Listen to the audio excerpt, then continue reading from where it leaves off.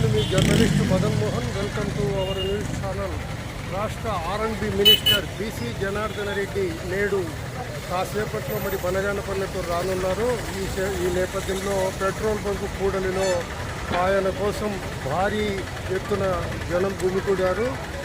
భారీ గజమాలతో తెలుగుదేశం పార్టీ శ్రేణులు, కార్యకర్తలు, నాయకులు ఆయన కోసం వేచి చూడడం కనిపిస్తూ ఉంది.